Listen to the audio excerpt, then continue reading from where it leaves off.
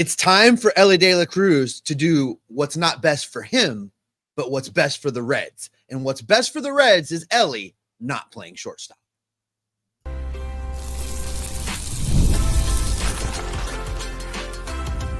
You are Locked On Reds, your daily Cincinnati Reds podcast, part of the Locked On Podcast Network, your team every day.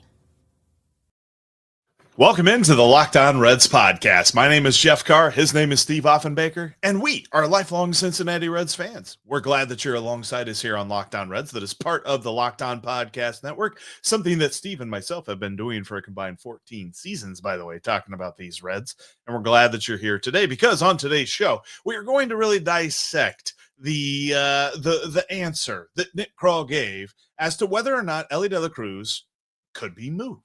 We're going to look at, why it's not what's best for the team that he stays at shortstop. We're going to ascertain what the roster would look like if he were to move. And then later on, we'll tell you who replaces him if the Reds were to move him off of the shortstop position. That's all coming up on today's Locked On Reds podcast that is brought to you by FanDuel. New users can download it today and place their first $5 wager. And if it wins, they get $300 in bonus bets. Download FanDuel today. All right, Steve, last week, Nick Krall spoke with the media, and there were questions plenty about different things, and we're going to cover a lot of those this week. But one of the first ones that we're diving into, and it's something that I talked about solo last week a little bit, but I know that you have some strong feelings about this, is because it was such a finite answer. Is that Nick Krall was asked if any consideration was given to moving Elly De La Cruz off of shortstop, and he literally said no. And that's the wrong answer. And whether you frame this question of, did you consider moving him during the 2025 season, or are you considering moving him for the 2026 season, the answer no is wrong in both cases. Look, I'm a big fan of Elly De La Cruz. I think Elly is electric. I think Elly still has the potential to be one of the most exciting players in the game for years to come. But the simple fact of the matter is we have a sample size large enough now to say definitively he's just not that great a shortstop. He has led the majors in errors, Jeff, for both of his full seasons at shortstop. And I want to take it a step further than that, because if you look at his first season when they called him up, he split time between shortstop and between third base. Now, at third base, in 32 games, he committed exactly one error at third base. At shortstop that season, twice as many games, he was in 69 games, he committed 13 errors that partial season. If you extrapolate that out to if he had played that full season at shortstop his first year, he'd have led the majors in errors again if you just project his numbers out. Because that season, the 2023 season, Trey Turner of the Philadelphia Phillies and CJ Abrams of the Nationals tied for the lead in errors in Major League Baseball that year with 22. If Elly had played a full season at shortstop, he would have surpassed that. He's just not good. He's lackadaisical. He showboats when he doesn't have to. He lets plays get away from him. He doesn't field the ball correctly. He has not corrected it. He has not put in the effort to be better defensively, and it's time to move him. He should not be the shortstop for this team. He wants to be the shortstop for this team, Jeff, but that doesn't mean that he should be. Just like he wanted to play 162 games, and they let him, and they shouldn't have, and it had detrimental impacts to the team. Keeping him at shortstop has detrimental impacts to the team, and it's time to tell Elly, you're not in charge here. You're going to play someplace else. I want to lose 50 pounds, but they keep making this stuff called food that's really, really good. I hate that stat, though, dude. Like, I hate errors. I really do. It is a subjective stat that the official scorer decides whether or not a guy should have made a better play. Now, there are plays that he absolutely should make, but he gets dinged more often than not because he is actually there. Nick Castellanos, for instance, last year was like the fewest errors of any qualified right fielder. And I don't think either of us would sit here and say that Nick Castellanos is a good defensive right fielder. So errors is such a weird stat. I'm going to do something though, and actually support your point with something, because in his career at shortstop for his 3 seasons so far, according to Fangraphs, 3,364 innings. It's a pretty good sample size.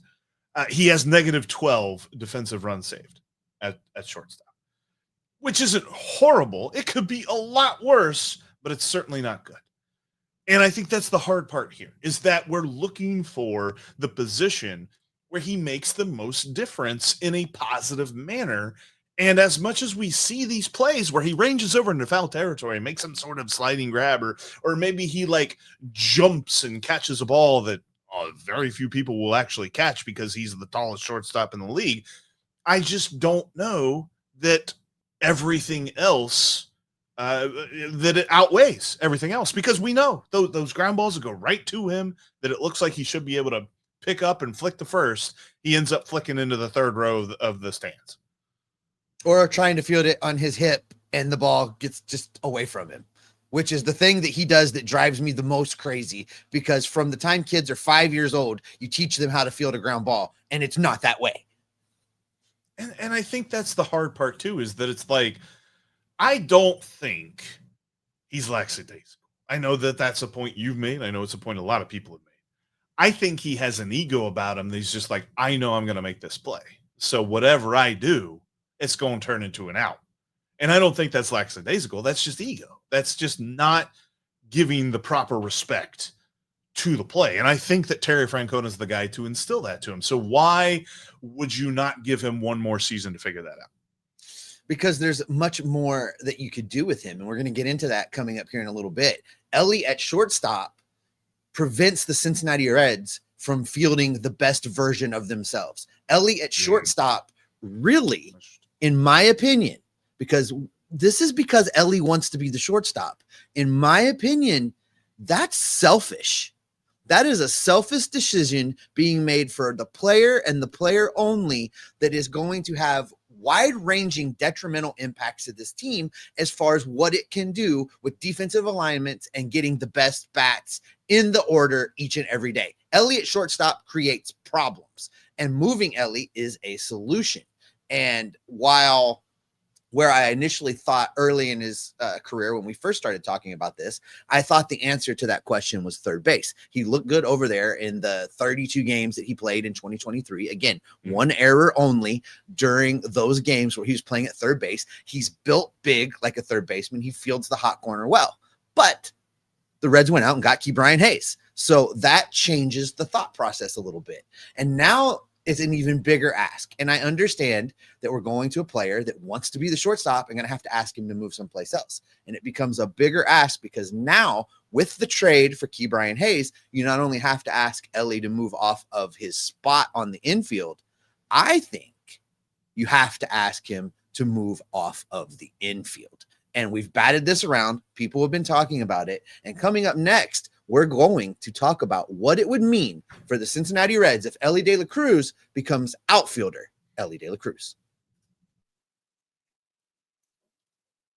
There's a great offer over on FanDuel right now to get started, and that is if you place a $5 wager and it wins, you get $300 in bonus bets if that's your first winning $5 wager on FanDuel. And there's so much going on right now, whether it's football, you've got the NFL and college football, of course. Bearcats are doing well, and the Bengals are playing too. And then you can also check out the playoffs, everything going on around the playoffs. And right now the Dodgers are favored to do everything possible. So if you bet on anybody that's not the Dodgers, you're going to get a much better value on that, whether it's whoever it is. If it's not the Dodgers, they're a much better value right now over on FanDuel. Plus, you can always get into the in-game props of who's going to hit a home run, who's going to steal a base, who's going to get the most strikeouts, so on and so forth. FanDuel's got you covered all the way. And even when you're on football, you can do those props there for passing yards and rushing touchdowns. All the great stuff is on FanDuel right now. Download the FanDuel app. And again, new users with your first winning $5 wager can get $300 in bonus bets to use across the app. Download FanDuel today. Make sure you are subscribed. That way you don't miss any of the great off-season content we've got coming your way. Jeff and I are going to be with you all off-season long, talking about what the Reds did in 2025, talking about the team needs, talking about the free agent market that's out there, talking about the off-season, and getting you set for 2026. We're going to be with you every single step of the way, so make sure you are subscribed. All right, Jeff, I know I hit that break just a skosh early because I wanted to leave a little bit more time to talk about what happens next. And that is if you move Elly De La Cruz, which I think I'm center field. Squarely in agreement of moving him, you have to move him to the outfield. Yes. Now, you were an early arriver to Elly to center field. And I've seen the Elly to the outfield comments kind of gaining more and more traction. I've seen people talking about Elly as a corner outfielder, as a left fielder or a right fielder. And I've given some thought to that. And, you know, his arm in left or his arm in right would be amazing. I mean, obviously you can count on him gunning guys down at the plate. Here's where I have a little apprehension because I question Elly's ability to be called off of a ball by TJ Friedl. I really question that Elly's going to be like, oh, okay. TJ, well, he already doesn't. He already doesn't do that. Doesn't, right? So, you know, the center fielder is the version of the outfield shortstop, right? The shortstop kind of runs things on the infield. The center fielder runs things in the outfield. And I think it's just a more comfortable, natural move. If you're going to move Elly off of this infield, you put him in center field. You get Noelvi Marte in right, which that's good because Elly in center picks up that right center field gap that sometimes Noelvi makes me wonder if he's going to get to, and you're not quite sure. And he oftentimes does get there, but it's stressful watching him try to run over there. So Elly eats up some of that territory. That helps the Reds defensively. And then you go out and you get a power hitting left fielder, right-handed outfield bat that we've been begging for years. And now this outfield looks completely different than it did in 2025. Now, many people are probably, well, what are you doing with TJ Friedl? I don't know what I'm doing with TJ Friedl. Does your power hitting left fielder need a platoon partner? Maybe you go that route. Do you use TJ Friedl as your fourth outfielder? He'd be a pretty good fourth outfielder on this team. There's a role for TJ Friedl. But I think the best use of Elly De La Cruz is to pull him off of the infield, put him in that center field spot, and let him go make amazing plays. It's, you know, Fernando Tatis in the outfield has been great. I think Elly De La Cruz in the outfield would look great. It seems like a no-brainer to me that they could maximize Elly's production. They could still, you know, have him be a superstar as a center fielder for this team, covering lots and lots of territory, making beautiful defensive plays, and helping this Reds team win. I think the biggest thing, by the way, welcome. Glad to have you on board when it comes to moving Elly to center field. Oh, boy. I think the biggest thing that he would need to learn, because everybody's worried about this part, right? Everybody's worried about, oh, he's going to move to center field and he's going to run straight into the wall and he's going to break in half or something. Like everybody keeps talking about that. I think that is the biggest thing that he just needs to learn is the limits of the outfield and how to maneuver around there, because guys learn that. I mean, that's what the warning track is for. It's not just out there because they really like dirt. Like, it's out there so the guys know whenever they're tracking a fly ball, hey, grass, dirt, I should probably slow down or stop or whatever. Because I think that he's really good at tracking a fly ball. Like, think about how many different plays he's made on pop flies into no man's land there in left field that he's able to range back and catch. I don't think he has to work that hard to figure out, you know, just the area around him in center field and how to track a fly ball and get into the right spot. I don't think he would have to do a whole lot of work to get his body in position to make a really great throw, like if he's going to catch a ball and throw a guy out at the plate. And then you're right. You put the best arm that is not on a mound in center field, and you're going to improve the outfield defensiveness for the Reds immeasurably. And because of that, that also sets you up on the infield because you move some guys around. We'll talk about who replaces him at shortstop, but because you could potentially move Matt McLain, then you open up second base, you open up first base, and you don't have to worry about if Spencer Steer has to play a lot of left field. Well, and that's the thing, right? It immediately makes the outfield conversation surrounding the Cincinnati Reds just so much better. Now, you're also right. I mean, the big fear is Elly crashing into the walls. I don't believe for a second that Elly is going to not play center field like Ken Griffey Jr. played center field. He's gonna go get those balls. He's gonna run into the wall. But here's the thing: Elly, I think, is probably a little bit more durable. I think his body can handle some crashing into the wall. Let's not run into the brick at Wrigley. Let's not run into the corner. Where was the place where the guy hit his eye on a corner and somewhere in the outfield recently? Oh, cut Miami, his face open. Yeah, in Miami. So it was Will Benson. Take into account where you're playing. But I really think Elly could be great out there. And I have changed my tune, Jeff. I believe that if the Reds are going to maximize what they're going to get out of Elly De La Cruz while he's still here, this is the next part of the evolution. This is the next thing you do. You get him into the outfield. You get him into a structured situation where he has some days off. He's rested throughout the season. He's playing center field. He's the general in the outfield. And it's, I think, going to be part of what pushes Elly into an MVP conversation.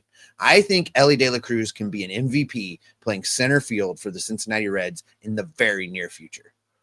I mean, that's what Fernando Tatis is doing, and they gave him even less time at shortstop before they moved him into the outfield. He only played 2,000 innings at shortstop before they decided to move him, and after he was moved to the outfield, so he played part-time in 2021, so not full-time. But after he was moved full-time in 2023 to the outfield, listen to this, Steve. Fernando Tatis in 2023, 27 defensive runs saved in the outfield in 2023.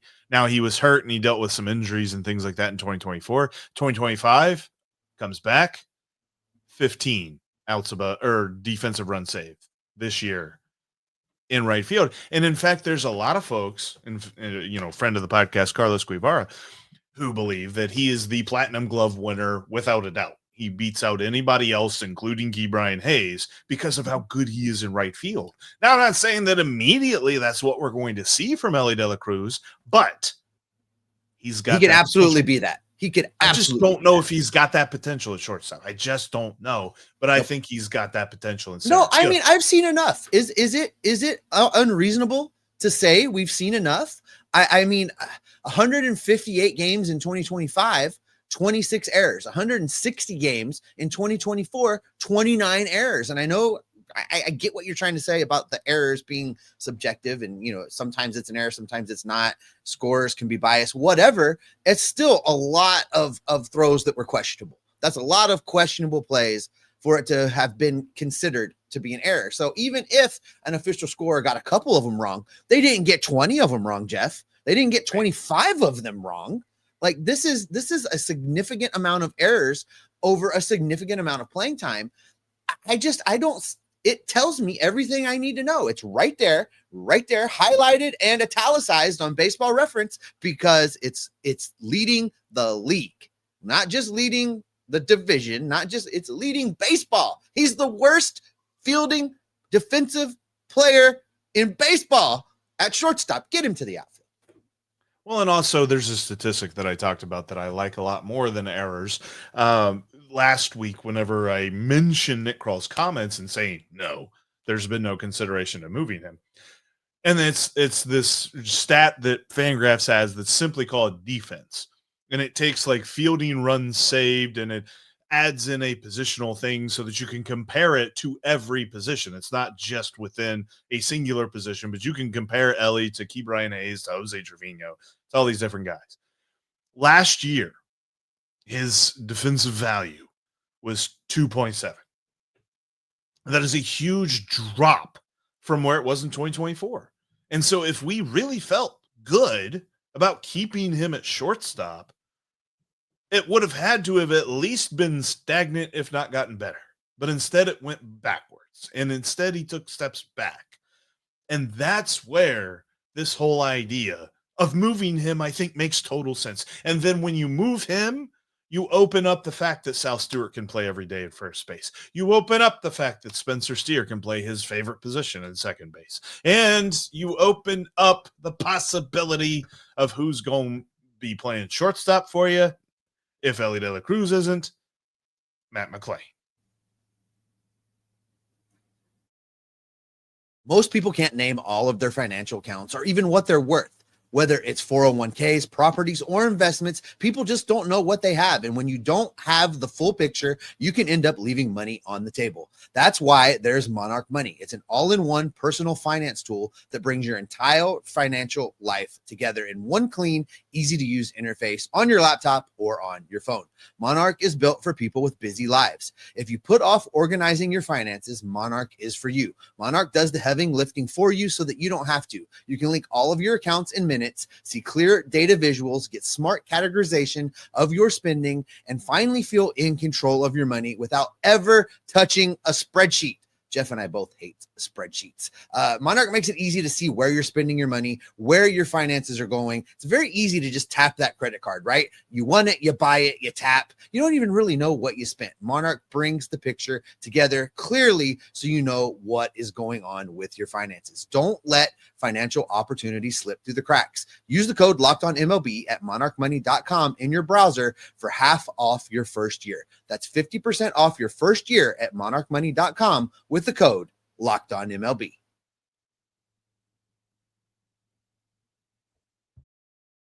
If you can't watch us on YouTube, you can always listen to us on your favorite podcast app. We're on all of them out there. Go check us out there today.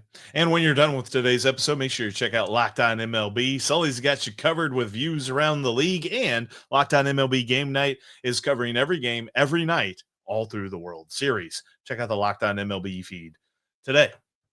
All right, Steve. So if it ain't Elly at shortstop, at least right now, it would be Matt McLain. And I look at that because of how he played there in 2023. He was a positive value there in 2023. He had, positive defensive runs saved, positive outs above average.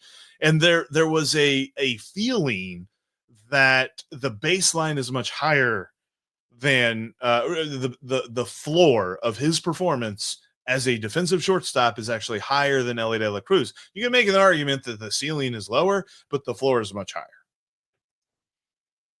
2023, 53 games, 1 error, 1. Matt McLain's a better shortstop than Elly De La Cruz. Matt McLain's always been a better shortstop than Elly De La Cruz, and the Reds knew it when they called up Elly De La Cruz, and that's why Elly played third base. Somewhere along the way, we let Elly decide.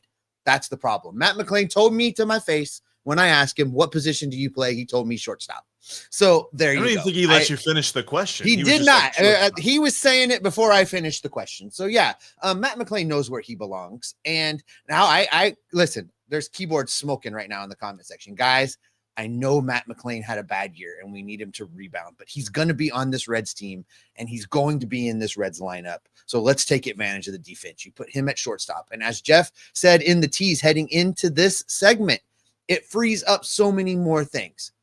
With Elly in the outfield and the outfield being stable, and they do have to go get a guy, but I do believe they are finally going to go get a guy. The outfield becomes stable. Spencer Steer, left fielder, doesn't have to happen anymore. Spencer Steer gets to now be on the infield at the position he says he plays the best, which is second base. So now up the middle, you've got a guy at second base that loves playing there and is really, really good there. And you've got a shortstop that loves playing there, that's really, really good there, and is not going to lead the league in errors. You've got good defense up the middle, and if a ball does sneak through, guess who's behind them with a cannon of an arm? It's Elly De La Cruz. The defense up the middle would be stellar. Now, you've got Ke'Bryan Hayes at third base. Did I just say stellar defense? Platinum glove defense now. There's not a lot that's going to get through that infield. So where does Sal Stewart play? Well, now you get to put Sal Stewart at first base, or CES, the ghost of CES returns and takes back that position, or a lot of options for first base now. But I think Sal Stewart probably has, I guess, the edge there, Jeff, in being that first baseman. If they don't make a move, yes. If they don't make a move. Yeah. So now your infield, tremendous defense with some bats in the lineup that we hope get things done, a stable outfield with tremendous defense, and hopefully the added power and left that we're asking the Reds to go get. This is suddenly a very different lineup for 2026. This is suddenly a much, much better defensive team in 2026. And you don't necessarily have to pick between Are we going to prevent runs or are we going to score runs? This is the lineups that can score a lot of runs and prevent runs at the same time, which is really what was missing in 2025. I think this is the optimal arrangement, Jeff.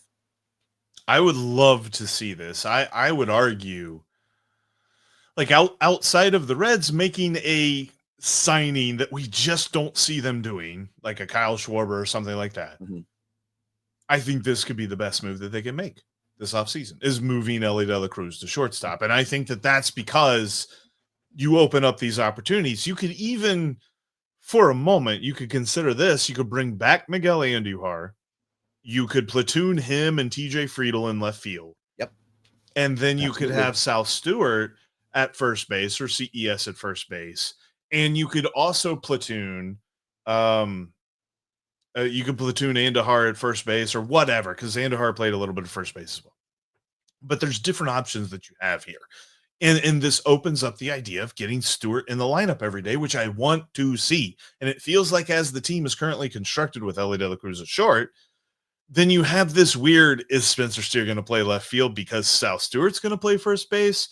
Is Sal Stewart going to play third base and we're going to get rid of Key Brian Hayes? Like, you don't have to do any of that if you move Elly off of shortstop into the outfield. I agree. It just, the thing that confounds me the most in all of this, Jeff, is, we're not squinting real hard here to see this. This is pretty plain on paper. It makes sense. So the real confounding thing for me is just how quickly Nick Krall dismissed this, just how quickly he leaned into the no, absolutely not. And I really think that's about not pissing Elly De La Cruz off. And you cannot run a professional baseball team that way. You cannot be worried you're going to make Elly mad. It's not like if you move him, he's suddenly not going to be willing to sign here when his contract's up. Newsflash, he's never going to sign here. It doesn't matter. So do what's best for the franchise. And to Elly, do what's best for the franchise. And that's moving to the outfield. I'm really bothered by how quickly Nick Krall dismissed this. It's odd because he doesn't usually do that. Like even, and we'll talk about this on tomorrow's show, even when he was asked about, the possibility of trading Hunter Green or other starting pitchers, he did not say, no, of course we're not thinking about that. He said it's not conversations that we've had with other teams. So he does this thing where he gives you a general answer. He holds things close to the vest in case something changes. He leaves that door open. He slammed the door so hard on this that it makes me wonder if he brought it up and Terry Francona shot it down, or if Elly shot it down because, or if Terry Francona shot it down because of Elly. Whatever the situation is, I think that there is a point here where Nick Krall knows things aren't going to change. So that all being said, I think that this is the best version of the team, moving him to center field. I think we're looking at opening day with Elly De La Cruz as shortstop. And for me, the question that follows that one is, how long will they do that? Is that in perpetuity, he plays shortstop, period, we don't care what else happens? Or are they going to evaluate that honestly? Because it feels like right now they have a lot to evaluate honestly as is. They don't need more information. But it seems like if the answer wasn't no to the question of are they considering moving Elly De La Cruz, the next answer after no would be, well, we're going to evaluate this. It's like, hey, there's a lot to evaluate already. I wish somebody had just hit Nick Krall with an immediate follow-up of, well, why not? All of the numbers say this would be better for the Reds. What are you looking at that says it's better for the Reds to keep him at shortstop? What is the thing that makes this team better by keeping him at shortstop? I don't know that there is even a squinty answer to that question, Jeff. Like, can you play devil's advocate? Can you come up with some reason that it's better for the Reds to have Elly at shortstop? Because I cannot. I can't think of one reason that's team related, one reason that's Cincinnati Reds related, that it's better for this ball club to have Elly at shortstop than in center field. Well, and I think this is intriguing because, after he said no, they were talking a little bit about it, and he mentioned this when it comes to Elly De La Cruz. Nick Krall said, he got tired toward the middle of the season, quote, It caught up with him. We talked about what's the best way to deploy him moving forward on a daily basis. So I think that they're okay with everything that's going on right now. They're just going to make sure that they monitor his workload more. Well, I Maybe am unhappy with it. Maybe that is their reasoning. Maybe that is what they're talking about. Like they're just like, okay, the reasoning that we're not moving him is because we think that he played too much. Because we let him play too much. Which All also right, goes back to the whole thing of like they're asking him. So this is going to be a fun one to watch. I think this topic's going to continue to resurface throughout the offseason, especially as we get more into like the free agent signing period and what the Reds can and cannot do. It's going to be very interesting to watch, very interesting to follow, and you can bet that we're going to keep you in the loop every step of the way. That is going to do it for this edition of Locked On Reds. Thanks as always for making Locked On Reds your first listen each and every day. Now go check out the Locked On MLB feed. 2 great shows, not 1, but 2 great shows over in that feed. You get Paul Francis Sullivan. You can call him Sully, giving you a national perspective of what's going on in Major League Baseball. And you get MLB Game Night all the way through the World Series, watching every single game so that you don't have to. Plus, you're going to get the experts of the entire Locked On Network Major League Baseball channel. So check that out today. We're going to keep gathering up the news, the notes, the reports, the rumors, and the information and bringing them right back here to keep you locked on Reds every single day. I guess I am off of Elly's Christmas card list now. Probably. Actually, I heard he was working on that. So maybe he didn't see this yet. Yeah, I'm in trouble.